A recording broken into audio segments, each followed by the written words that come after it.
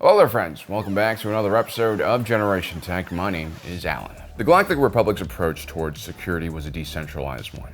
They made a calculated decision to give more power and funding to local planetary defense forces. The thought was a large and powerful federal military force would not only be inefficient at meeting the diverse needs of the galactic community, but also pose a danger to the institutions of democracy. What resulted was a patchwork of small military forces that created pockets of stability, leaving wide swaths of the galaxy, including poor or sparsely populated regions, completely unprotected from pirates, bandits, and cryptocurrency scams. It was this poor decision by the Republic to avoid their security responsibilities that ultimately led to the creation of the Separatist Alliance. Something about no taxation without representation. But no, seriously. Most Outer Rim territory planets were lucky to even be represented by their sector. This meant sharing one representative amongst dozens, if not hundreds, of occupied worlds, moons, and space stations. Other Outer Rim planets were placed on an internal waiting list with other prospective member states, and this was a terrible process. It could take several generations, even centuries, even thousands of years for an Outer Rim planet to become a part of the Republic.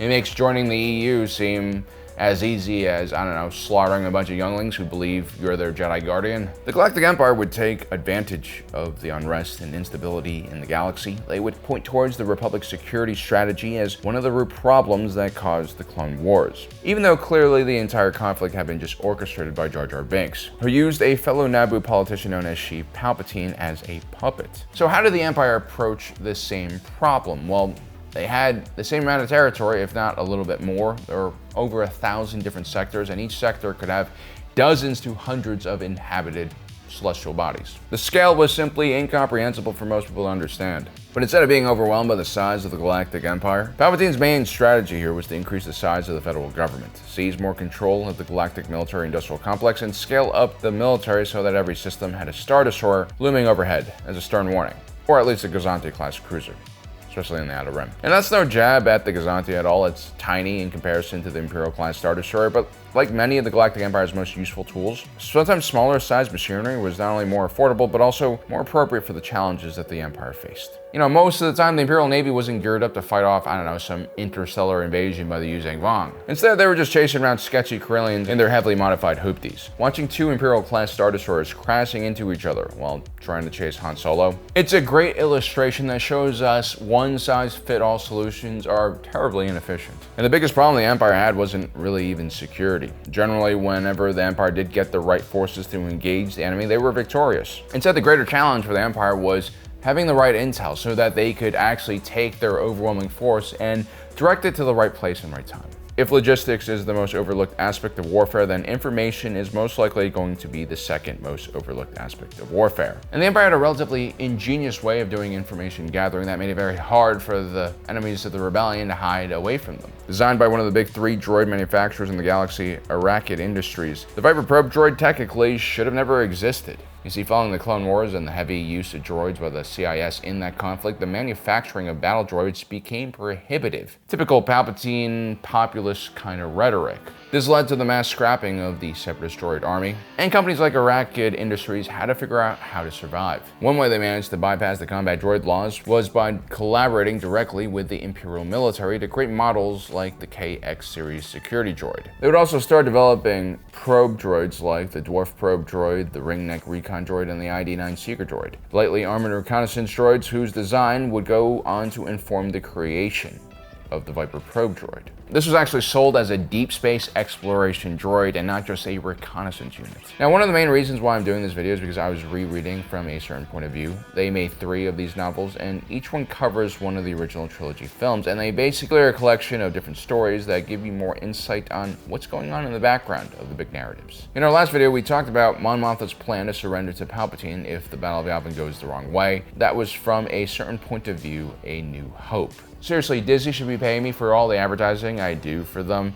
But anyway, guys, if you are a fan of this channel and you like how deep we dive into the lore and how much we talk about the background information and how the universe works, I would definitely check out this series of novels. It's quite good. But anyway, one of those stories follows a data analyst working for the Imperial Navy's military intelligence. Her name is Mela. Her job was essentially to sit in a dark room with 4 other people and stare at screens that put out footage of what the Empire's Viper droids were seeing all over the galaxy. I'm sure there were some algorithms and mission parameters programmed into the droids to show only footage that featured interesting stuff like energy signals and unnatural objects on uninhabited worlds. These analysts were also able to take direct control of individual Viper droids, kind of like remote drone pilots. Now, Mela basically joined a special program post-Battle of Yavin 4 when the Rebel Alliance emerged as a serious threat to the Galactic Empire. What happened was Darth Vader would be given command of his infamous Death Squadron and be tasked with seeking out Rebel bases and destroying them. One of the things he did was carry out Project Swarm, in which he took 100,000 Viper droids and sent them to various worlds that potentially could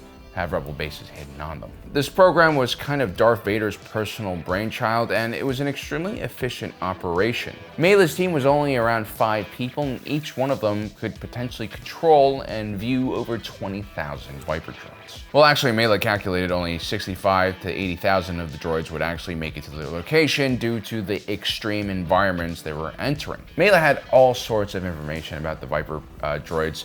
She actually grew up on the planet where they were manufactured, and her mom was actually one of the lead people in the design team. So Mela's basically grown up around these Viper droids, and she really has a close connection to them in a kind of weird way. And so while the rest of her team was made up of newbies, people who were demoted, and just washouts, Mela actually really wanted to be in this program. She wanted to journey across the entire galaxy using the Viper droids as her eyes. Now, these Viper droids were truly an engineering marvel. They were relatively lightly armed for a unit that was designed to go behind enemy lines. They had a blaster cannon for anti-personnel work and a self-destruct mechanism that could be triggered when they were discovered. Their armor was also quite light when it came to resisting blaster fire, which was all fine because the Vipers mainly relied on stealth to see their missions through. The Vipers were deployed in custom-built single-use hyperspace pods. The droids were usually put into low power mode so that they wouldn't give off large energy signatures, and plus the small size of these units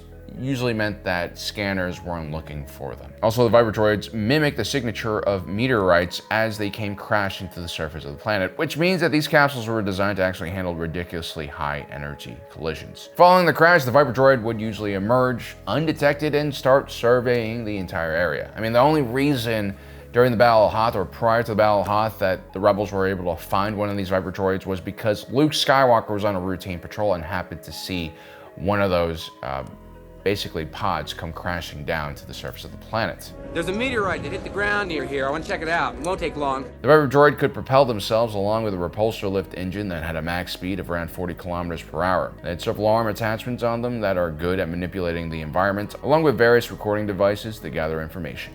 But the most important part of a Viper droid is their domed head. It housed an extremely complicated suite of sensors that included acoustic, motion, sonic, and seismic sensors, along with radiation meters and atmosphere sensors. The information that these Viper droids would collect would be heavily encrypted and then basically sent on to the HoloNet, where they would usually have a dedicated channel just for Imperial Intelligence. At just 14,500 credits a pop, they cost less than a quarter of what a TIE fighter costs, and were cheap and therefore plentiful and effective tool that allowed the Empire to quickly narrow down where the rebels were hiding. It's a very brute force approach to this problem. It's very Imperial in nature, and it does kind of work. Mela is the one who reported the picture to Admiral Piet about the unusual structures she had seen on Hoth through one of her droids. Those unnatural structures turned out to be power generators for the powerful shielding hiding the rebels' Echo base. When Death Squadron arrived over the planet, they stumbled upon a large rebel force that included much of their command personnel as well. The Imperial victory at Hoth was a huge blow to rebel morale and almost destroyed the entire movement overnight. Generally, throughout the war, whenever the Empire had the correct intel before a battle, they usually destroy the rebellion with their more professional, better equipped, and more plentiful forces. To give you guys an idea of just how dangerous this program was, after Mela discovered the rebels' hidden base on Hoth, she would find another grainy image, this time on a swampy world that was supposed to be uninhabited. The picture she saw from the Viper droid was an X-Wing, and it crashed into the waters on the planet of Dagobah. Unfortunately for Vader, Mela was a sweet and innocent child. She made a real connection with those Viper droids, and that was really the only reason she was supporting the Empire. She had no idea what they were actually up to, and up until this point, she really cherished this job that no one else in the galaxy really wanted. But upon witnessing the aftermath of Hoth and seeing so many dead and wounded because of her report, she would just quietly discard that image of Luke Skywalker's X-Wing crashed right outside the house of Grandmaster Yoda. Now, the Empire sent troops there, maybe things would have turned out very differently at the end of the Galactic Civil War. Which shows us that even if you build an amazing droid that explores pitch black worlds, exotic jungle worlds, worlds of ice and fire and everything between, you still need to make sure that the operators behind the droids don't malfunction. At the end of the day, the Galactic Empire's biggest mistake was not investing in its people, not supporting those who were loyal to them, and just being extremely cutthroat about everything. So there you have it, guys, the Viper Droid, one of the most important tools in the surveillance kit that the Empire used to basically control the entire galaxy. Let me know in the comment section below what you guys think. Don't forget to subscribe and hit that notification button down below so you don't miss out on the rest of our awesome content. As usual, my name is Alan, reminding you that my allegiance is to the Republic, to democracy,